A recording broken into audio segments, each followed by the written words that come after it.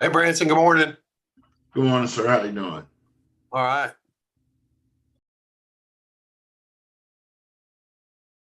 What's new with you? Uh, just trying to make more money, sir. That's Trying to right. be like you when I grow up. Yeah, right. Dream Filthy on. rich. Yeah, that's me. Filthy rich. All right. You know what my dad said? You can tell a man's wealth by how many horses he has. Well, that's my wife. It's not me. Trust me. All I do is feed them and shovel stuff. You know what I mean? See, that's where the money comes in. You got to feed them. Oh, God. They eat they eat like horses. Right. It is amazing. And, unlike a cat, which we also have too many of, um, cats only, they only eat what they need and they leave the rest. And I'm convinced I could put that whole 55-gallon drum of horse feed and they'd still be out there eating until they fell over. I'm pretty sure.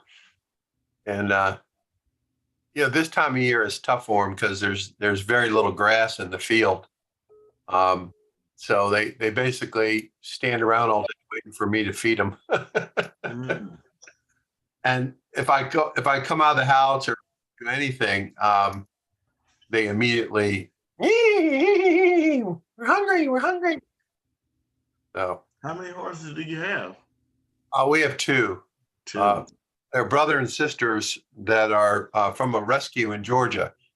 They're Tennessee Walkers, and they're very cool. I'm a city guy. I never really was exposed to horses, and I'm just amazed at their personalities and their I don't know, that just it's just who they are or whatever. They're brother and sister, but they could not be more different. Wow.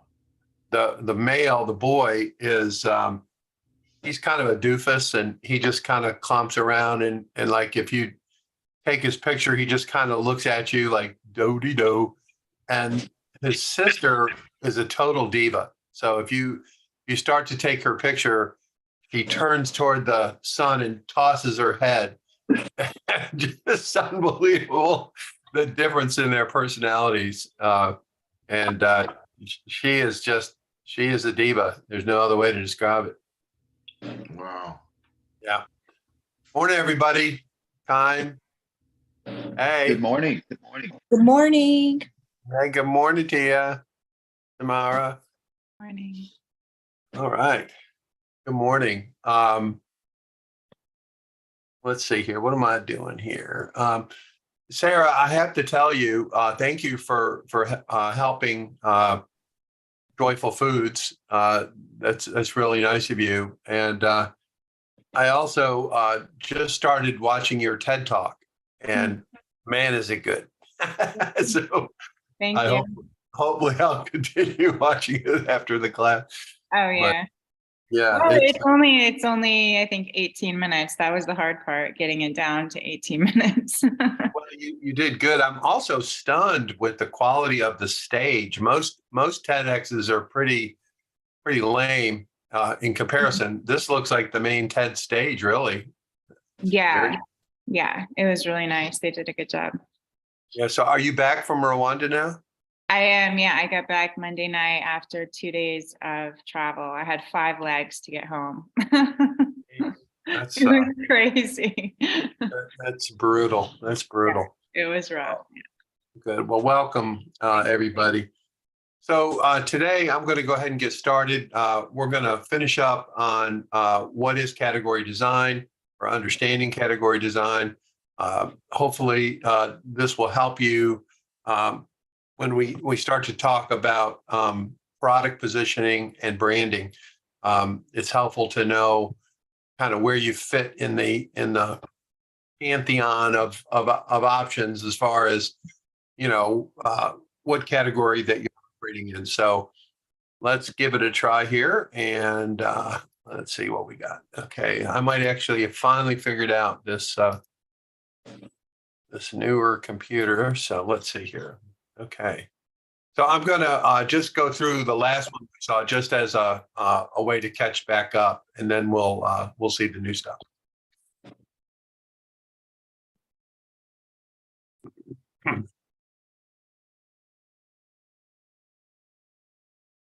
So if you want to do this, how do you start to think this way? The idea of looking for what's missing, and that's if you're looking at a market and it's already there, and you're saying, well, that looks like a big market. This whole idea that has been around for a long time of, oh, that's a big opportunity. There's space for several winners in that particular space. That's just total bull. It's just not. It's not true in digital markets, because we go back to in digital markets, winners tend to take all.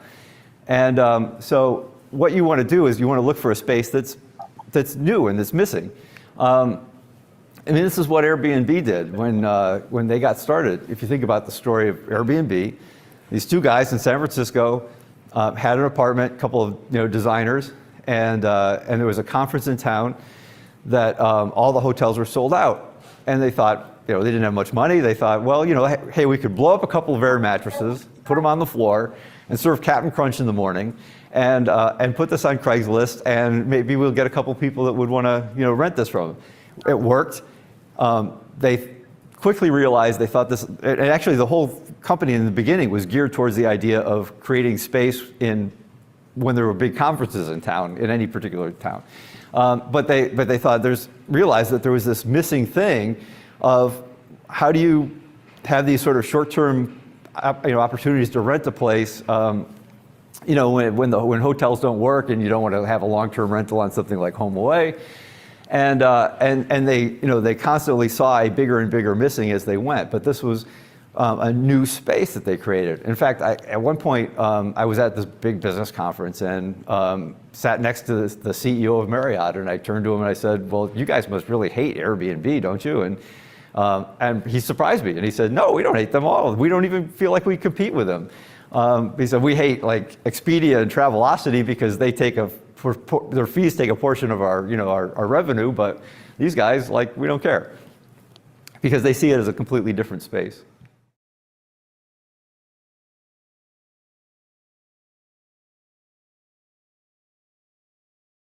I just want to take a second here, because this video is probably from about 2018. Marriott has since gone into the Airbnb business, and they actually promote a competitor, and don't ask me the name, I can't remember, but the main thing that Marriott did, I don't know how familiar you are with Airbnb, just to take a second here. They obviously started off with renting out rooms, houses, whatever, short-term rentals. But the next thing that Airbnb did is they started offering experiences. Some of you may be familiar with that, and if not, I encourage you to go to the Airbnb site and take a look at it. But experiences are totally separate from the lodging piece. It's really a separate business. And that's where you can, rent a kayak, climb a mountain, do all kinds of stuff. Surfing lessons, photo lessons, cooking lessons. It's a really long list.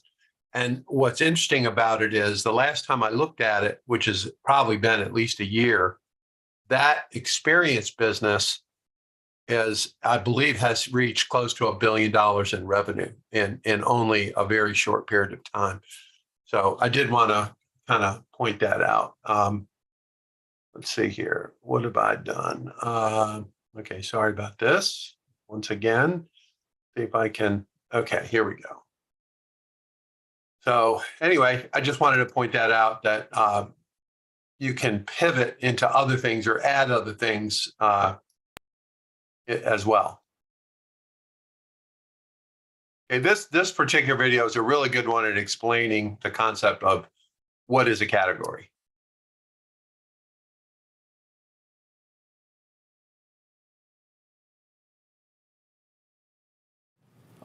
Another way to think is to think different, not just better. If you're entering a space, a market space, with the idea of, well, okay, I see that company is doing this already, and we can go in there and just do it a little bit better, that's not going to, that's a way to have to claw for market share, not a way to like really blow it out as a category king. And so thinking about things, you want to be seen as something that's different, not just better. And this has been going on, in history forever in business. And you're laughing. You had one of these? Your family? So this is the Chrysler minivan, right? The little background story on the Chrysler minivan. 1980s, and Chrysler was going bankrupt. This was the time when Japanese cars were on the rise and killing all the US car makers. And Chrysler was suffering the worst. Its back was against the wall. And the leadership at Chrysler, Lee Iacocca was the CEO at the time, was looking at demographic information and realizing that all these baby boomers, the surge in the population, were having all these kids. So there was a big boom in families. And at the time, there were basically two choices if you had a bunch of kids. You could either buy a station wagon, which was just kind of a long car and didn't have as much room as maybe you'd need, or you could buy a regular big old van, which didn't fit in your garage because it was too tall. And so they said, well, can we design a car that's built for, families can hold 4 or 5 kids and fit in the garage and appeal to that particular market? And they came up with this thing called a minivan. Importantly, think about category, right? They created a category of minivan, not a product called the minivan. They created a product called the Plymouth Voyager and the Dodge Caravan, but they established in our minds that you have a family, man, you need a minivan. And then if you need a minivan, then the next thought is, well, who makes the minivan, or who invented this thing? Well, it's Plymouth and Dodge, and those are the people to go to. So this thing basically saved Chrysler in the 1980s. And it saved it by thinking differently from anybody else in the car market. And by the way, category king status is a long-term thing, because you think about the whole thing about biases in our brains. You establish that bias, and it's hard to take away. And it's, what is it, like 40 years later, and Chrysler still owns 50% of the global minivan market. And this was one of my favorites. This is our takeaway from a couple of our favorite Silicon Valley VCs, who said their favorite kind of market is a $0 billion market. And a $0 billion market is a huge opportunity that only you can see. And you have to, and it takes a whole lot of faith and guts, because you have to be able to believe in it, even if others don't. And you have to be able to go and convince investors and convince customers that thing actually exists. But if it's a $0 billion market, you don't have anybody else chasing you yet, because you're imagining this thing from the ground up. And so if you're not if you can't look and say, I'm creating a $0 billion market, you're probably on a path you need to think about. Here are a couple of $0 billion markets, by the way. I have a personal story about AWS. I think it seems to be constantly circling back to Jeff Bezos, but as a journalist, I had interviewed him many times from the time they were a small company. And I was 2006. I was at a technology conference in San Francisco, wandering around the floor. I get a ring on my cell phone, and it's the PR person from Amazon who says, "Can you come up to suite whatever it was? And Jeff Bezos wants to talk to you." And of course, I said, "Great, I'll be there." And hopped in the elevator, went up, and so I see Bezos, and we sit down, and he says, "I want to tell you about something we're thinking of doing at Amazon." And he describes this whole thing about renting our computing power by the SIP. That was the term he used at the time. And this was a very strange concept. I mean, nobody had done anything like this. And so he's explaining all of this to me, and started stumbling over it for a long time, and he kind of finished, and I looked at him, and I said, well, so how are you ever gonna explain this to the public? And he said, "What do you think I called you up here for?" And he seriously was looking for me to write about it in a way that would help him figure out how to talk about it later. but I tell that story in part because he had no idea what AWS was going to become at the time. It was truly a $0 billion market at the time, and he just was throwing it against the wall to try to see if he could create this thing that had never existed before. And similarly, by the way, for this whole 5-hour energy, I mean, it's not just about technology, right? I mean, the guy who started 5-hour energy was wandering around a health food convention. He saw that there were all these energy drinks that were sold, big cans of liquid, and they were being sold in the refrigerator next to Coke and Pepsi and all these other kinds of things. And he goes, well, he's walking around, he's going, well, okay, I'm tired, I need a boost, but I'm not thirsty, I don't want to drink all this stuff. There's got to be a better way.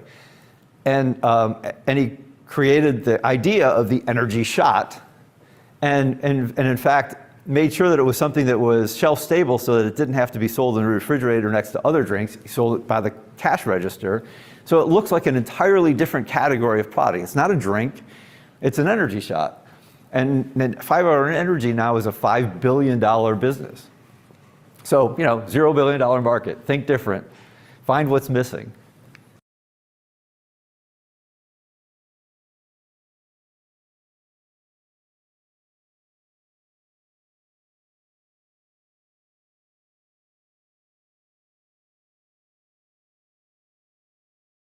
Now, if any of you haven't read this book, one of my favorite books ever about technology, Where Good Ideas Come From by Steven Johnson, who's a guy based here in New York.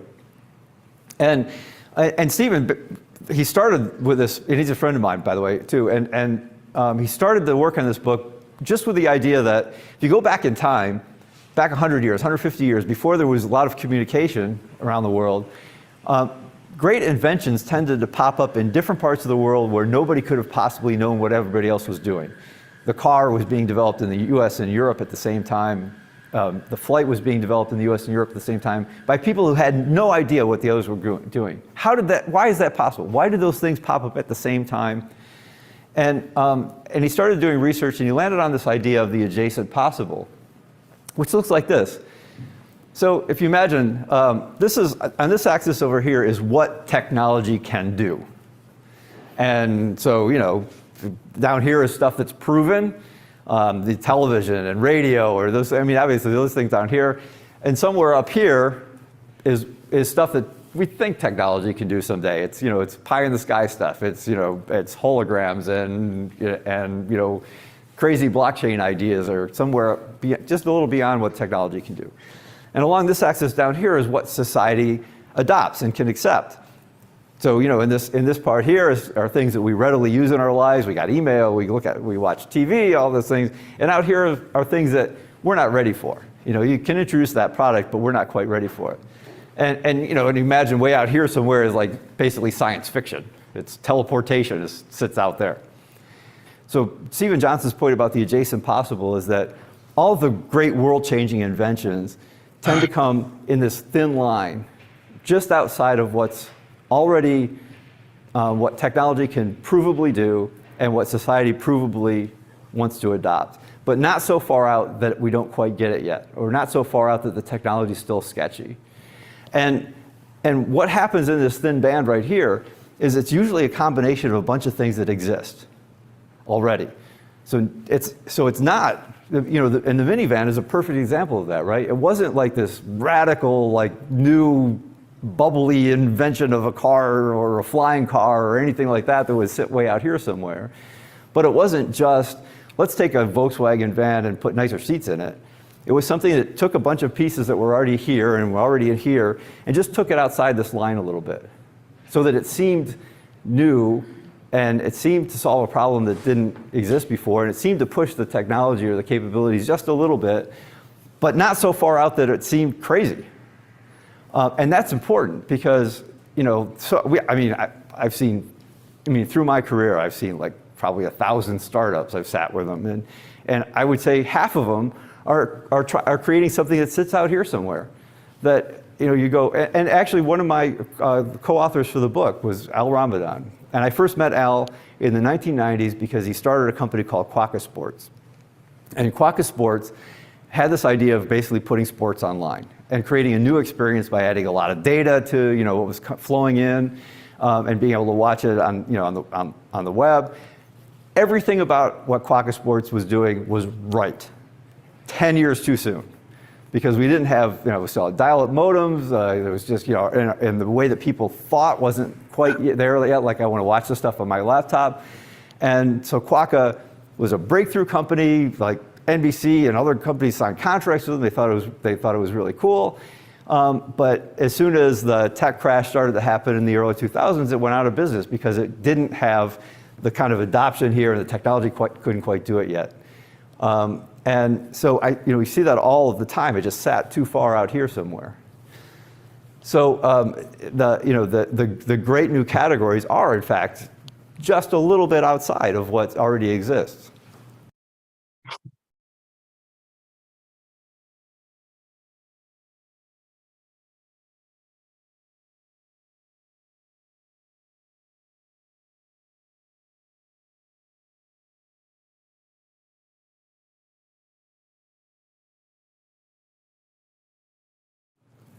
So just to walk you through a little bit about on the back end, what category design, what category thinking can actually do for companies.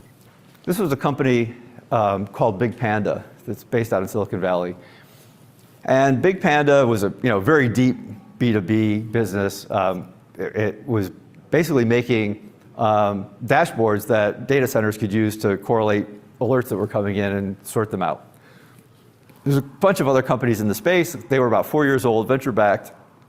And this is what their website looked like, and this is how they described what they do. They automatically correlate your alerts, which didn't separate them from anybody else that was doing the same thing and didn't sound all that exciting. But they had decent business in it, and they had some realization at the company that because we were correlating alerts, we had this enormous amount of data coming through our system. And they started to think, well, if we added we could throw that through some machine learning algorithms and start to understand more about what was going on, and maybe even start to automate the fixes to some degree in the just without having any humans having to touch it. They had all these big ideas, but they didn't quite know how to describe it, how to put it all together. So we worked with them and pulled it out of them, and they all started to, the concept and the missing spaces started to correlate in their brains, and they ended up coming up with this idea of autonomous digital operations, and a way to establish themselves as something that seemed different in the marketplace. And the analysts start to look at them differently. The marketplace starts to look at them differently, and it's a way to create essentially.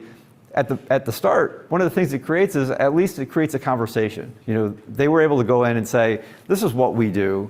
It's different from what everybody else is doing. Let's have a conversation about it and be able to tell you about it." And it's really kind of giving them a whole new direction. Now, Sensity was a company that made LED lights, and they had this insight that Philips and GE and everybody else who's making LED lights had, which is that you've got a light and you can put some circuitry in there and some sensors and get some data and some information out of it, and maybe do things like connect and have a smarter home kind of situation. But they also realized that if you networked a lot of these things together, you could collect an enormous amount of data and analyze it, and the data would actually be more valuable than the lights. And so they came to this concept called light sensory networks, and really sold it more as a data play than a light bulb play. And went to like owners of malls, for instance, and said, if you put all our these bulbs in and connect them together, you could collect all this data about like the traffic going in and out, or air quality, anything else you wanted to understand about what was going on around your business. And that put them in a completely different bucket that made them look more like a tech company, a data company, a networking company. And about a year and a half later, what happened was they got bought not by GE or Philips at the valuation of a light bulb maker. They got bought by Verizon at a valuation of a technology company, of a data company, of a machine learning company.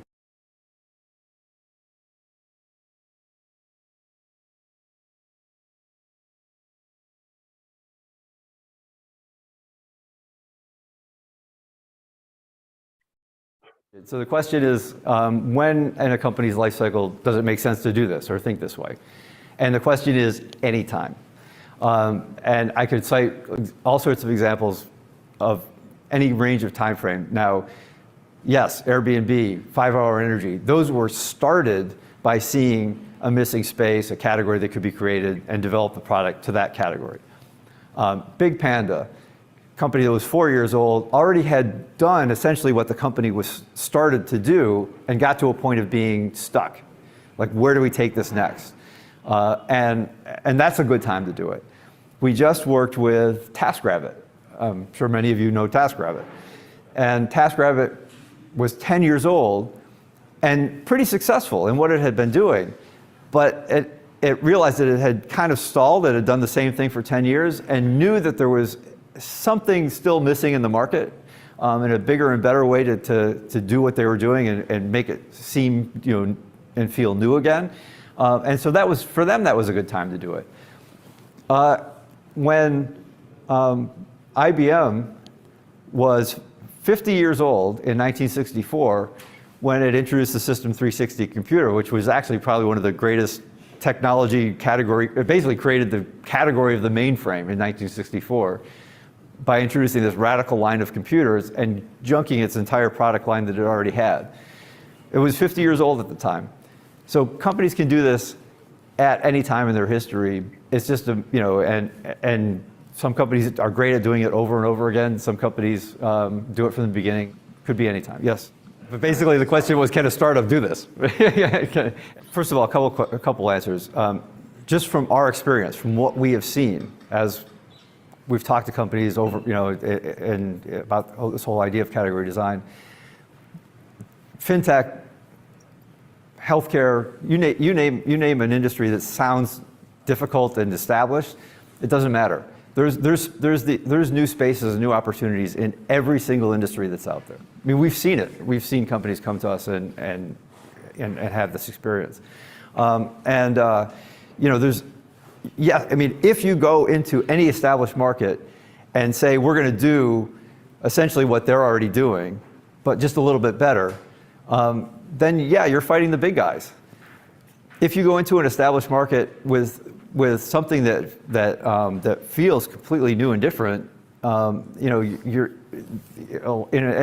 many of you, I'm sure, have seen, when you're fighting a big corporation, an established company, they can't move that fast. They can't do these things oftentimes, and so the startups actually, take share away from them by doing the things that they can't do, that they can't figure out and can't manage to pull off right away. And as for a startup versus established company, yes, when an established company sees a new space, they can put all these resources behind it, but it's also really hard for them to do this kind of. Now, Chrysler, the minivan story happened because Chrysler's back was against the wall. They could take a chance on a $0 billion market. Ford and General Motors at the time had all the same demographic data, all the same, capabilities, technology capabilities, manufacturing capabilities as Chrysler did at the time.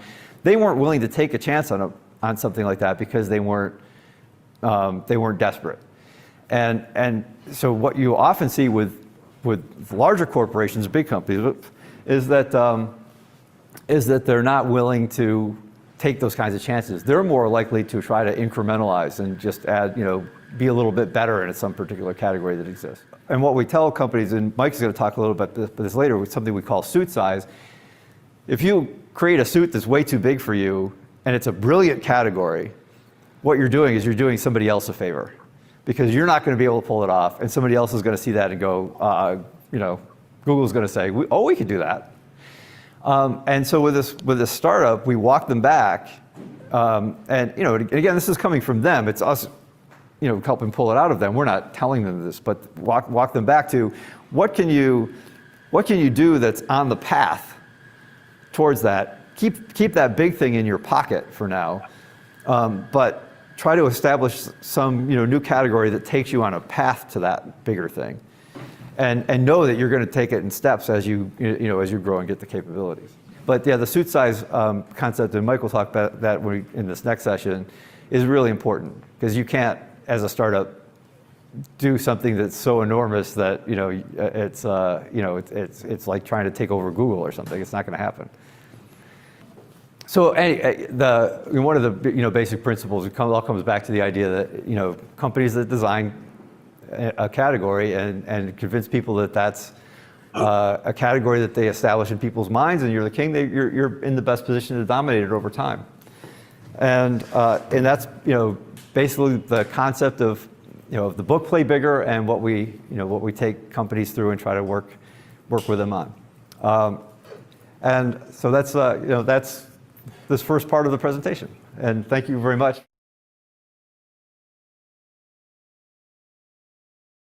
Okay. One of the things that strikes me about this presentation, just kind of a quick thought. He gave two examples of companies that I guess his organization helped reframe or reimagine where they were operating, what category they were operating in. And the manifestation of that was, from my perspective, the redesign of the website.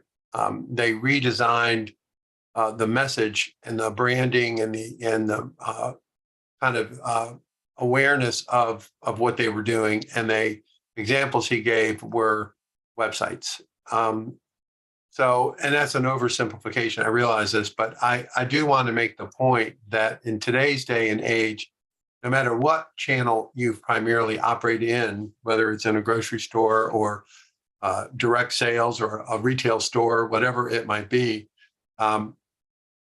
your digital presence and your digital story really has to be your prime branding initiative, your messaging. It's the place where, even if you don't sell much on your website, that the first place people go to today is to a website or something similar, digital, whatever, TikTok, to find out who are these guys? What are they about? Where are they located? All those kinds of questions that in the old days may have been a phone call, right? They might have called and asked these questions, or to get some idea, particularly if it's new to the person, right? How do they decide whether they want to sample it or get involved? And the answer is right now is on the web with your website. So all of this stuff can be implemented as a first step on your website. And we talk about this a lot in the class, but the experience that people have of your brand and even of your actual sales process may well, in fact, be digital. And I find that a lot of people who do not have a developer's background gravitate toward easy to use tools, easy to manage website builders. Wix is one that I'm familiar with, and I know there are plenty of others. But the truth is that in some cases, that's not good enough, and that's not enough to tell your story. So anyway, I just encourage everybody to think about that. And everyone knows I'm big on Shopify. Mostly, I'm big on Shopify because it allows you to work with other brands really easily and other opportunities. There's a lot of integrations, a lot of tools available that support that some of the other builders don't have. But be that as it may, I just want to point out that tremendous value was created in those two examples by sharpening their message or changing their message, however you want to look at it, and implemented digitally as a first step. There's other things that follow, obviously, with branding, and we're going to go into that quite extensively. But I just want to encourage everybody to really think about that's really your brand at this point. So with that, I'll see what you all think of that. Anybody want to jump in on that? Sarah? Yeah, Dennis, thank you. I want to jump in.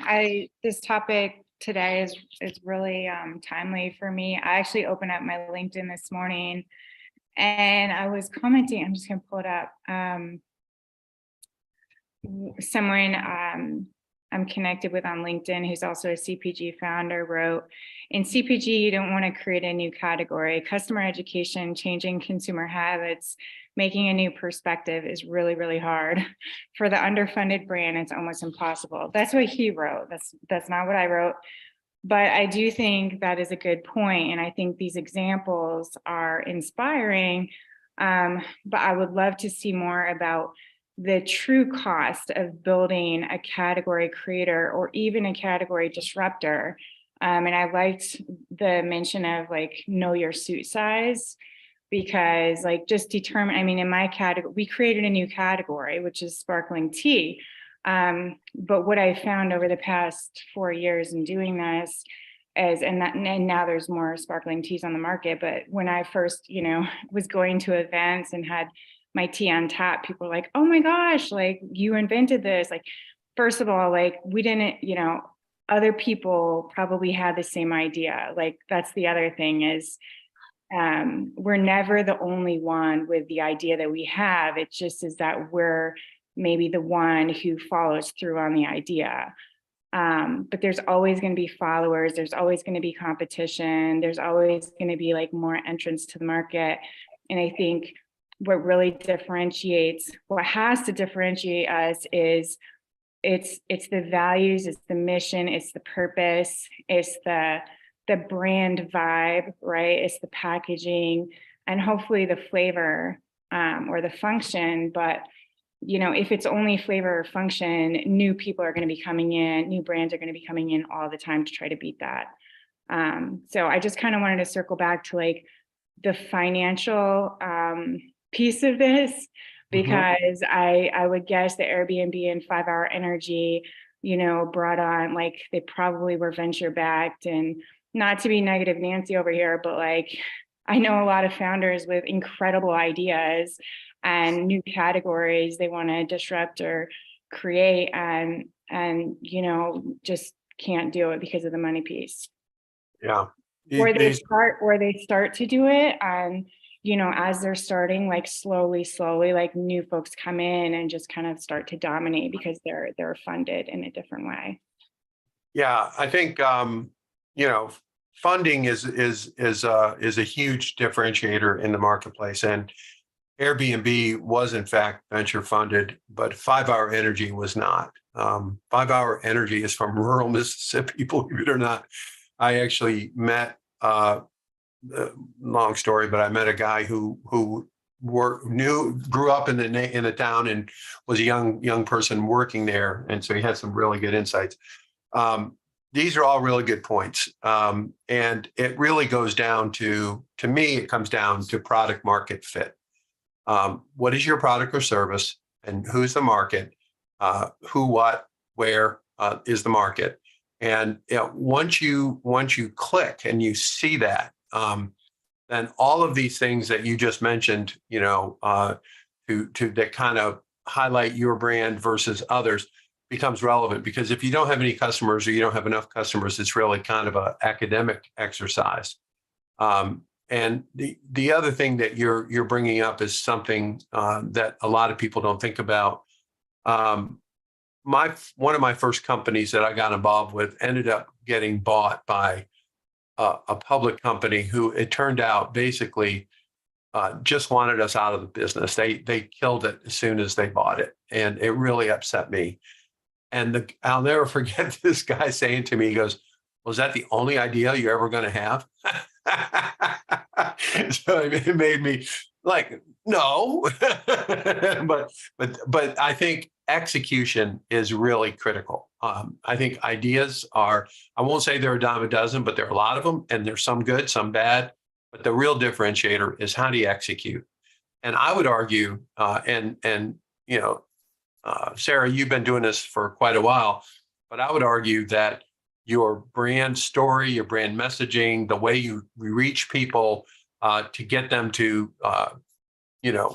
sing from the same hymnal, or whatever the right word is really the critical piece. Whether people have money or not, I think we had an example earlier. Maybe it's in another class, but oh no, it was Simon Sinek talking about Orville Wright, right? So the guy that he was competing with had all kinds of money and Wall Street backing and et cetera, et cetera. Yet Orville Wright and his people who had no money and they had a bicycle shop in Dayton, Ohio, they in fact won and came out with that flight. So it's not just money. It's really your ability to tell your story and to connect with enough people to support your business plan, your business marketing, your what you're trying to do. So I would argue that that's really the critical piece. And what we try to do here is attempt to make that point, bring those resources available to you to learn this stuff, particularly in the branding area. And it's not easy. It'd be nice to have lots of money and do it, but that's really the money will come if you show sales and market growth. That investors are always ready to back something that looks like a winner. They're not willing to necessarily put up money for an idea that they don't really get, they don't understand, or they don't resonate with. So I think it's really important to differentiate between resources and really, do you deserve the resources? I mean, is this something your brand really should have, or are you being unfairly prevented from reaching your market? These are the questions you have to ask yourself. But really good point, Sarah. Thanks for bringing them up. Anyone else want to comment? Okay. Well, that's it for this week. I appreciate everybody coming and listening and watching. I And did want to say something, Dennis. yeah, I sent you an email about my business. I don't know if you had a chance to read it yet. I don't know if I got it. Where'd you send it to? Let's see. I'm terrible with. I got so many damn emails. It's like I just responded to one of the emails that you sent. So okay, let me just see. I'm looking right now.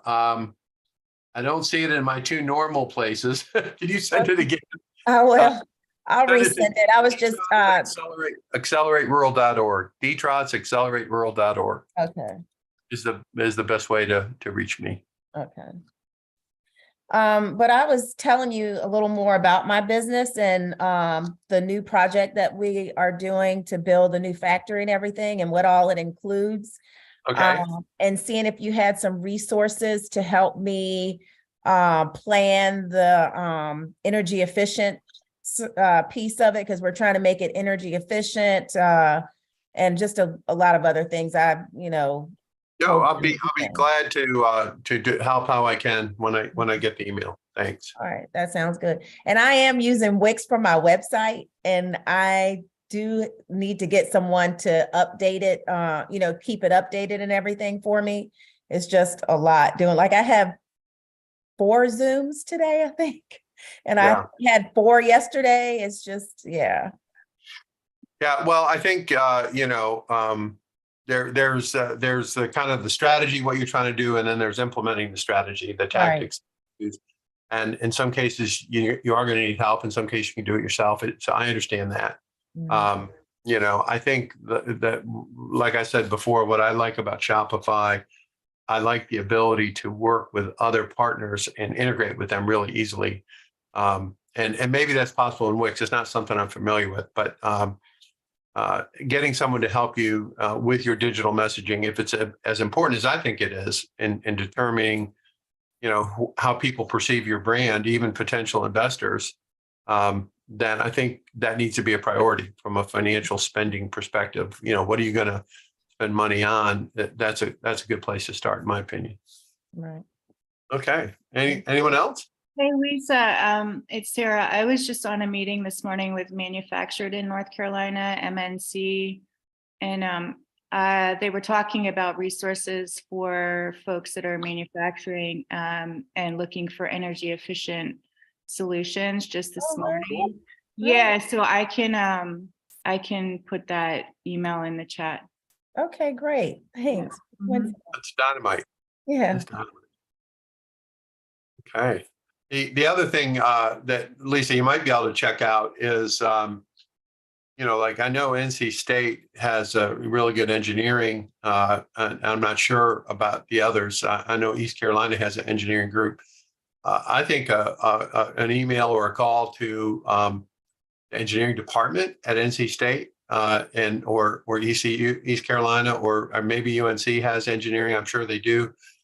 That's a really good place to kind of figure this stuff out, because they might even have like a free project that students are working on that you can glom onto. In fact, that's how I met the 5 Hour Energy person, was a project I was working on. That this kid was a student at Duke, and I reached out to this professor at Duke, and he connected me with that individual. So that's something to think about. Oh, this is great. Thanks, Sarah, for this. I'm going to post this. Sarah. Yeah, I actually said that to you in the email about NC State, that the economic development here, Jacksonville Onslow, they are waiting for me to give them my business plans and financials and everything for the new project. And they said they have 6 programs lined up to get me funding for it. Yeah. And they told me that NC State actually did a plan for Cape Fear Seafood for their energy efficient new building that they have. So yeah, I would think the universities are a good place to look at that stuff. And I'm no expert on things like energy efficiency and all that kind of stuff, but I'm sure there are state of North Carolina resources as well. I haven't looked at, but anyway, hopefully this will help you. Anyone else? Hey, Dennis, one more thing. Is anyone here, you all know about the Flavors of North Carolina show, right? I don't know if they do or not. It's something that I occasionally post about that in the Facebook group. But yeah, go ahead. Explain it. Well, I mean, if anyone's going to be there, first of all, I'd love to meet you. We'll have Hey there. I'm going. I'll be there too. This will be my Yay. third time participating. Okay. Nice. Yeah. Okay. So I'll see you all there. I know it's a few weeks away, but if anyone doesn't know about it, it's like one of the best trade shows I've ever been to, even like nationwide. I mean, it's only half a day. The price is really good. And the buyers that come through are amazing.